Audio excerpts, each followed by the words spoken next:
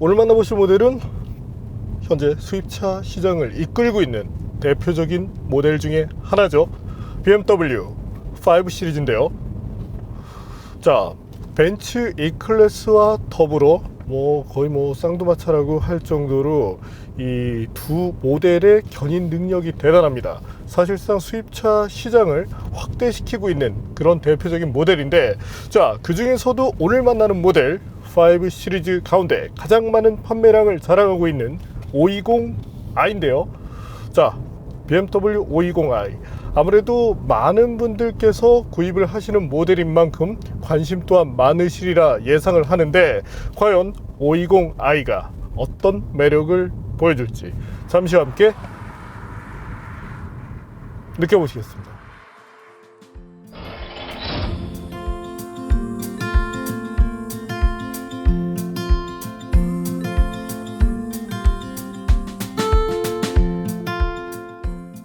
(520i) 럭셔리 라인은 5 시리즈의 입문형 모델입니다.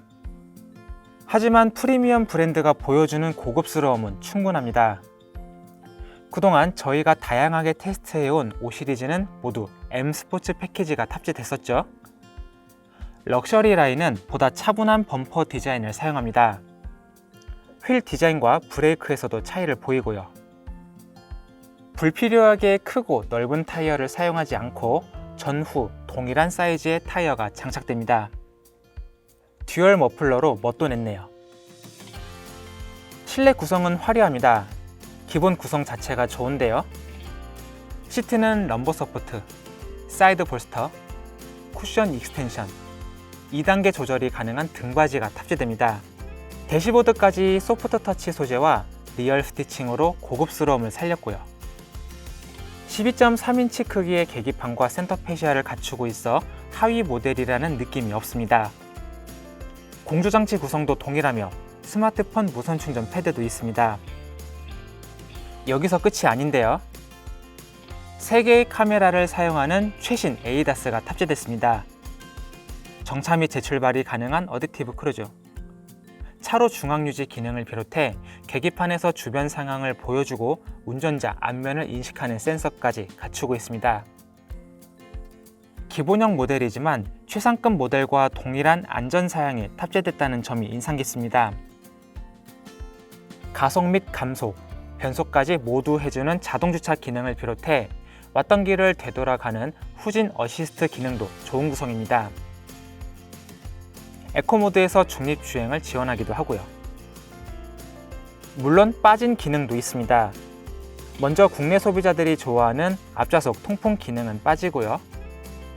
어라운드 뷰 모니터링 대신 후방 카메라만 있습니다. 뒷좌석 독립 공조장치도 삭제됐죠. 사운드 시스템도 기본 사양입니다. 스티어링 휠에는 패들이 빠지고요. 하지만 통풍 기능 정도를 제외하면 크게 부족함을 느낄 수 없을 정도로 좋은 구성을 갖췄습니다. 그렇다면 주행 부분에서도 BMW다운 완성도를 보여줄 수 있을지 확인해 보겠습니다.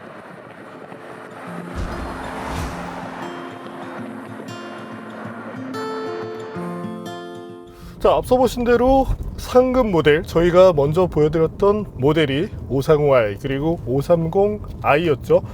그것과 비교를 한다면 한 가지 뚜렷한 차이가 있습니다. 바로 구동 방식이 다르다는 점인데요. 자, BMW라고 얘기하면 당연히 후륜구동이 이거죠.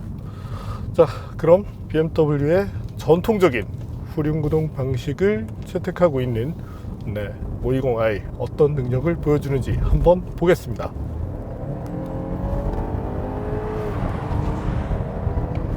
자, 가속대의 느낌, 아무래도 배기량이 제한적이다 보니까 조금은 더딘 그런 가속이 나오지 않을까 싶었는데요.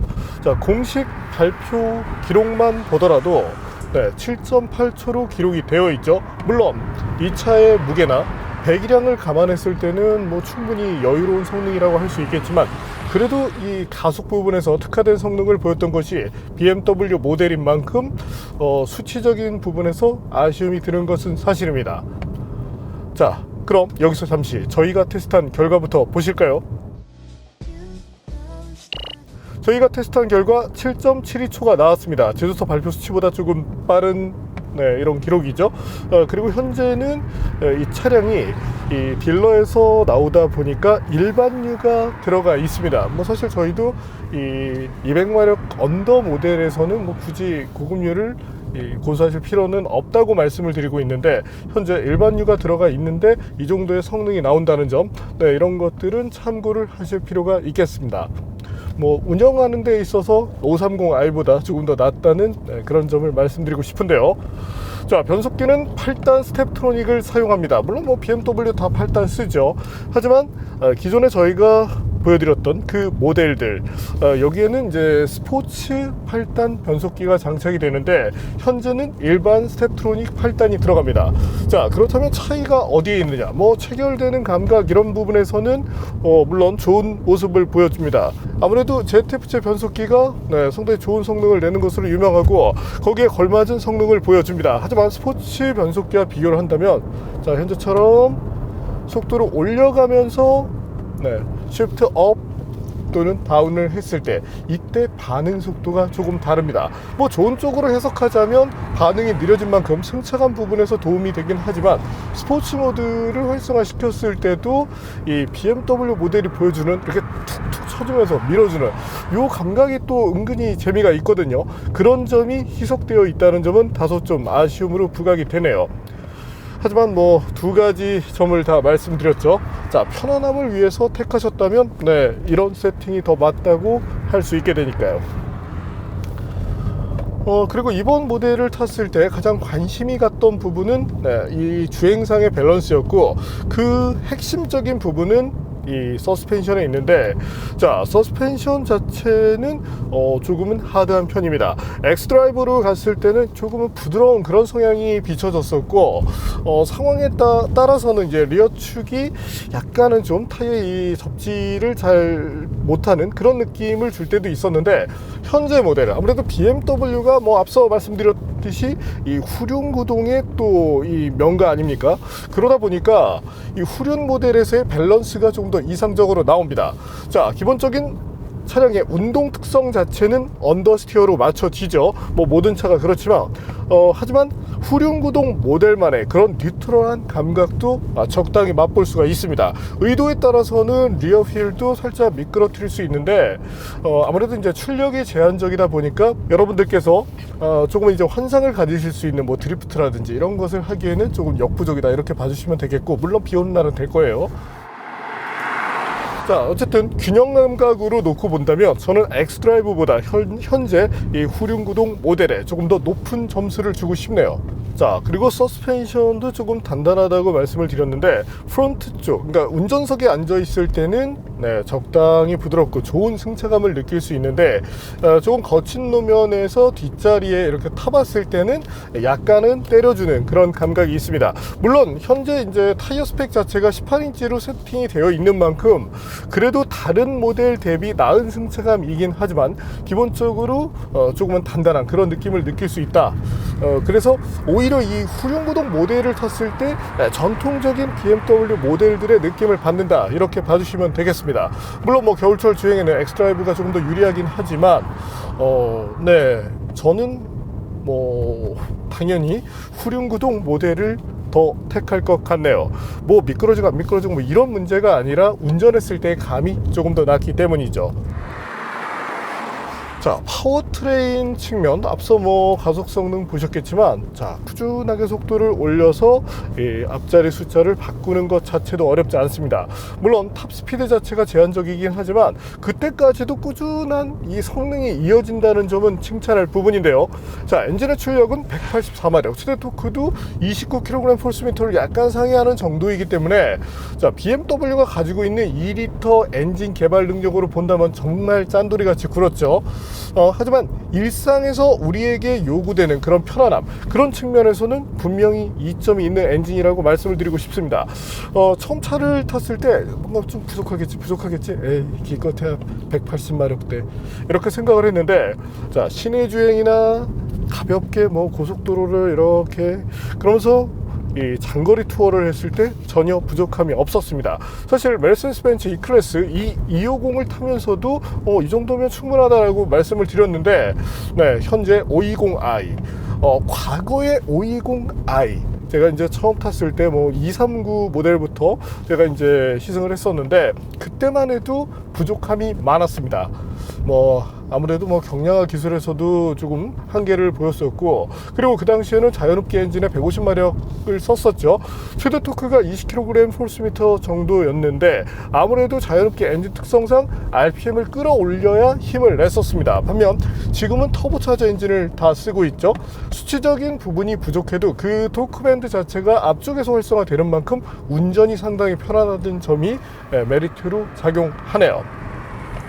그리고 시각적으로 봤을 때도 만족감이 높고, 요즘 보면 이제 그 일부 모델들, 제가 이제 최근에 가장 이제 실망했었던 것이 메르세데스 벤츠의 S클래스였는데, 아무래도 이제 등급이 이 중하위이다 보니까 사실은 만족감이 많이 떨어졌습니다. 하지만 현재 차량의 가격을 생각한다면 공식으로는 6,400만 원대를 얘기하지만 그 가격에 사는 사람 아무도 없죠. 네, 실제 이제 판매 가격이 5천만 원대 후반인데, 그 정도라면 정말 최상의 선택이 아닐까 싶네요. 이건 저희 이제 내부적으로 나중에 이제 평가를 하겠지만, 이건 못 나와도 4.5점.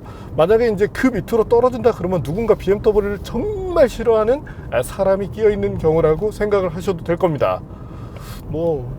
여담이지만 저희가 벤츠 이런 시승기 BMW 하면 맨날 저희가 이제 BMW를 미워하고 벤츠를 편애하네라고 말씀하시는 분들이 계신데, 전혀 그렇지 않고요. 자, 참고로 저도 차를 BMW로 배웠습니다. 가족도 5 시리즈 탔었고요. 자, 그리고 오토뷰의 관심사 중 하나, 타이어죠. 타이어는 현재 컨티넨탈에 에코 컨택 6가 들어가 있습니다. 자, 컨티넨탈의 6 시리즈들 상당히 좋은 성능을 내주고 있는데, 아무래도 에코 모델이 적용되다 보니까 소음 측면에서는 그래도 이점이 있습니다. 여기 잠시 정수성을 볼까요? 자, 아이들에서도 상당히 좋은 성능을 보여주었고, 네, 차가 달리는 환경에서도 만족도가 높습니다. 특히 패턴 노이즈를 비롯한 어떤 타이어에 의해서 발생할 수 있는 그런 부가적인 아쉬움들이 사라져서 좋은데, 하지만 네, 아쉬움이 나타나는 부분도 물론 있습니다. 바로 제동력인데요. 자, 현재 보신 것처럼 최단거리 자체는 37m대를 마크했습니다. 하지만 그 다음 테스트 38m, 그 다음 9m, 그러면서 40m를 넘어서는 모습을 보였는데, 다른 BMW 모델에서는 이런 현상이 나타나지 않습니다. 다만 저희가 타고 있는 520i 럭셔리의 경우는 타이어를 에코 쪽에 맞췄고, 물론 너비 자체는 245mm니까 좁진 않죠. 하지만 이 타이어의 특성이 있다 보니까 성능 쪽에서는 다소 좀 잃고 가는 것들이 많이 생겼습니다. 자, 여기서 잠시 패턴을 볼까요? 자, 사이프나 이런 것들이 이제 눈에 띄긴 하지만, 기본적으로 중앙 패턴을 놓고 본다면 네, 눈길에서는 약간 그런 불리함이 작용할 것으로 예상이 되네요. 제가 아는 지인도 이 520i M 스포트 패키지를 타고 계신데, 윈터 타이어를 작년에 끼우고 만족하셨다고 하는데, 네, 어쨌든 후륜구동 모델일 때 나의 안전을 위해서, 내 차의 안전을 위해서, 네, 사고 나면 돈이 많이 들어가니까요. 자, 윈터 타이어 사용을 꼭 추천드리고 싶습니다. 자, 이 차를 타면서 아쉬운 점이 있다면 뭘 꼽을 수 있을까요? 네, 통풍 시트가 없네요. 자, 국내에서는 브레이크 페달보다 중요한 통풍 시트가 빠져 있다는 점은 아쉬움인데, 그래도 하나 칭찬할 부분이 있다면, 자, 예전에 어땠나요? 260 시리즈 때 아주 시트가 엉망이었습니다. 야, 어떻게 럼버 소프트 하나 없는 그런 정말 그 싸구려의 싸구려 같은 그런 시트만 골라서 달던 것이 BMW였고, 이를 컴포트 시트로 바꾸려면 돈을 요구했었죠. 자, 입금 바랍니다 이러면서. 자, 근데 요즘 들어서 BMW가 좋은 시트를 사용합니다. 현재 모델 통풍 시트는 빠져 있지만 시트, 이 운전자 체형에 맞춰서 다양하게 움직여 줍니다. 자, 시트에 대한 만족감만큼은 최고라고 평을 하고 싶고요. 자, 그리고 이거 보이시나요? 이거 모르시는 분들도 계신데, 잠깐 제가 차를 멈춰 보겠습니다. 자, 네, 이렇게 접힙니다. 그래서 머리가 이렇게 딱 빠지지 않게 들어갔는데, 자, 이런 거 뭐 국산차에도 있긴 합니다. 르노 삼성 SM6에 있는데, SM6는 중앙부가 조금 단단하죠. 그리고 끝에만 이렇게 볼록하게 되어 있어서 이게 사실은 뭐 모양 외에 뭐 정말 머리가 엄청나게 큰 사람이 아니면 의미가 없는 그런 헤드레스트인데, BMW의 것은 이렇게 정말 쏙 들어갑니다. 네, 물론 제가 머리가 조금 작은 편이긴 하지만 농담이에요. 자, 근데 어쨌든 이렇게 쏙 들어가게 되어 있기 때문에 상당히 편합니다. 안정감 있게 자세를 취할 수도 있고요. 자, 시트에 대한 만족감만큼은 충분합니다. 자, 그렇다면 현재 이 520i를 타시는 분들 상당히 많으시죠. 제 주변에도 지인이 있는데 그분께서 이렇게 요청을 하셨어요. 전화 인터뷰를 해줄 테니 이제 신분에 대한 이 노출이 좀 안 되게 해달라. 그래서 저희가 흔쾌히 그 조건을 수용을 했습니다. 자, 전화를 걸어볼까요? 네, 여보세요? 예, 네, 안녕하십니까. 520i 네, 소비자시죠? 예, 그렇습니다. 네, 요청대로 모자이크 처리 그리고 음성은 변조해서 들어가니까 프라이버시는 전혀 문제가 없습니다. 제 신원은 공개되지 않는 거죠? 네, 절대로 공개되지 않습니다. 예, 알겠습니다. 말씀해 네. 주십시오. 자, 일단 520i 오너로서 장점을 한 3가지만 꼽는다면 뭐가 있을까요? 사실 뭐 제가 이제 산 지가 한 10개월 가까이 되는데 굉장히 만족하고 있고요. 장점이라고 하면 뭐 BMW 차량들이 늘 그렇듯이 아주 뭐 면도칼 같이 날카로운 핸들링을 들 수 있을 것 같습니다. 그리고 이제 가속 페달을 밟았을 때 실제로 이제 스로틀 밸브를 직접 여는 것처럼 즉답성이 높은 점, 그리고 아주 뭐 리니어한 제동 성능을 볼 수 있겠고요. 그리고 또 뭐 ZF 변속기와의 궁합이 워낙 오래되다 보니까 뭐 코너링을 하거나 아니면 언덕이나 내리막을 다니더라도 허둥대지 않는 그런 변속이 아주 마음에 듭니다. 뭐 너무 여러 가지 말씀드리는 것 같은데 마지막으로 말씀을 드리면 뭐 물리적인 부분이나 디지털 쪽이나 인터페이스들이 굉장히 운전자 친화적이고요. 동급 이제 E클래스의 경우에는 화려하지만 이제 잘 보이지 않는 부분에 좀 저렴한 소재가 사용됐다면 5 시리즈 같은 경우에는 안 보이는 부분까지 아주 높은 감성 품질의 소재를 사용했다는 점이 굉장히 마음에 들고요. 그 정도 한 3가지 넘는 것 같지만 말씀드릴 수 있을 것 같습니다. 자, 그렇다면 운전자로서 이런 것들은 향후에 좀 BMW가 개선을 했으면 좋겠다. 단점을 또 꼽으신다면 뭐가 있겠습니까? 520i를 물어보셨으니까 사실 동급 경쟁자에 비해서 조금 최고 출력이 부족한 건 있는 것 같습니다. 근데 공도실 주행에서는 뭐 사실 문제가 없고 고속 주행할 때 제가속을 하더라도 뭐 토크감도 충분해서 사실 불만은 없는데 숫자 자체가 주는 좀 불만이 있어요. 184마력인데 처음 차를 살 때 뭐 330i나 530i 뭐 높게는 M340i까지도 고려 대상에 뒀었는데 약간 아쉬운 부분은 있고요. 뭐 그럴 일이 많지는 않지만 서킷에 가면 확실히 출력 부족을 체감할 수 있습니다.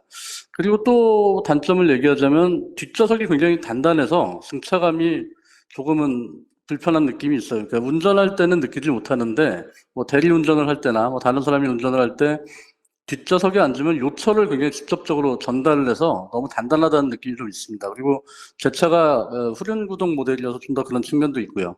뭐 마지막으로 단점을 굳이 뽑자면 이건 뭐 단점이 아닐 수도 있는데 BMW 차량들이 흔히 그렇듯 브레이크에서 분진이 너무 많이 나와가지고 뭐 세차한 다음 날 이미 휠이 굉장히 시커매지는 거는 좀 뭐 이게 제동 성능에 도움이 되는 걸 수도 있고 뭐 환경적인 부분은 어떤지 미세먼지를 만드는 건 아닌지는 생각도 가끔 들 때가 있습니다. 뭐 그 정도 단점 얘기할 수 있겠네요.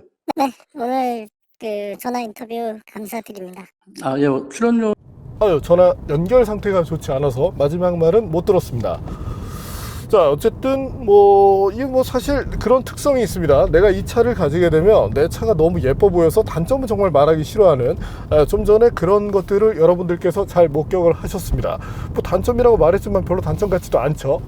자, 그래서 제가 단점을 말씀드린다면 통풍 시트를 꼽고 싶고, 또 하나의 아쉬움은 스티어링 휠이 조금 큽니다. 시트 자체가 이제 저는 낮게 깔리는 걸 선호하는데, 자, 이렇게 하고 상황에 따라서 조금 스포티하게 운전을 하려고 그러면 이 스티어링 휠과 시트백도 약간 세우는 편이고 좀 가까워지게 되죠.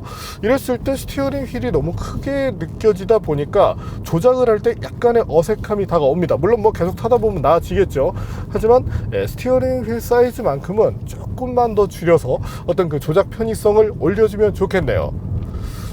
그리고 서스펜션 자체도 이 옵션으로 만약에 조금 더 설정을 할 수 있다면, 물론 뭐 댐핑 컨트롤을 넣어주면 좋겠지만, 또 벤츠는 또 그런 거 잘하는데 BMW 그런 거 좀 인색하죠. 심지어는 540i에도 지금 댐핑 컨트롤이 빠져 있습니다. 자, 이런 것들은 정말 반성을 해야 되겠죠. 너희들도 잘하잖아. 자, 그래서 이것보다 더 부드러운 그런 성향을 원하시는 소비자들도 있을 텐데, 서스펜션 자체를 옵션으로 해주면 좋겠지만 그게 어렵다면 승차감을 원하시는 분께는 이거보다 작은 그 타이어를 통해서, 네, 그럼 당연히 편평비가 늘어나게 될 테고, 그럼 승차감도 올라가게 됩니다. 네, 그런 옵션 정도를 제공해 줄 수 있다면 종합적인 소비자 만족도가 더 높아질 것 같네요. 뭐 그래도 현재 타이어 18인치 자체로서는 나쁘지 않은 승차감을 보여주고 있어서 좋네요. 자, 주행연비도 중요하죠.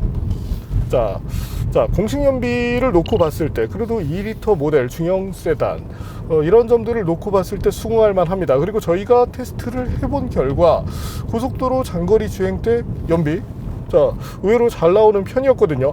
체감 연비가 상당히 좋기 때문에 이 차에 실제 소비자들이 느끼는 그 만족도는 충분하리라 생각을 합니다. 자, 예전에 BMW 520i는 저에게 있어서 정말 별로인 그런 차였는데, 지금은 그냥 애매하게 선택을 할 바엔 차라리 520i를 통해서 이 누릴 수 있는 것들, 네, 현금의 여유겠죠. 이런 것들을 충실히 누리시라고 말씀을 드리고 싶네요. 뭐 적당한 승차감, 그리고 스테빌리티 차원에서도 4륜구동보다 좀 더 낫고, 타이어 성능이 아쉽긴 하지만 뭐 이건 타이어 특성이니까 이해를 해주기로 하고요. 자, 에이다스 성능부터 정말 빼놓을 것이 없는 것이 바로 이번 520i라고 말씀을 드리고 싶습니다.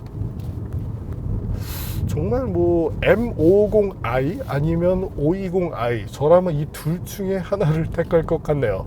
극과 극이죠. 가격 차이도 뭐 거의 한 2배 정도에 이르니까, 네, 이건 소비자의 취향에 따를 문제라고 하면 되겠습니다.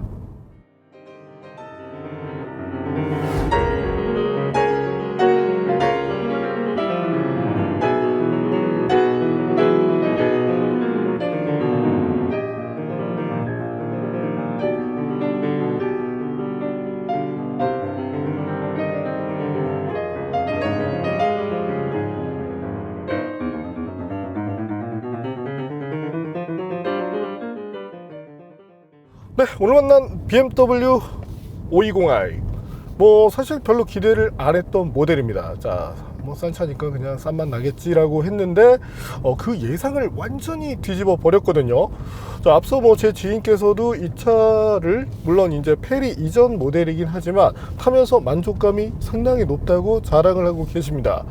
뭐 중간에 M340 얘기도 나왔지만 어차피 그건 비싸잖아요. 자, 어쨌든 농담이고, 그분 잘 보세요. 자, 근데 중요한 것은 이 투자를 했을 때 느낄 수 있는 만족도, 거기다 중요한 것은 5천만 원대에 이런 차는 없습니다. 자, 국산 이 준대형 세단들조차도 풀옵션을 넣게 되면 4천만 원 중반을 넘어가는 세상에 살고 있죠. 물론 차량 가액 자체는 많이 납니다. 하지만 대중 브랜드와 프리미엄 브랜드, 그리고 프리미엄 브랜드의 이 중형 세단, 이런 점들을 감안해서 본다면, 네, 520i 충분히 소비자분들이 많이 찾는 그 이유, 저희도 느낄 수가 있었습니다. 네, 오늘은 야, 이거 별점 얼마 나올까? 저는 일단 만점입니다. BMW의 대표적인 베스트셀러 520i를 만나봤습니다. 역시 BMW는 후륜.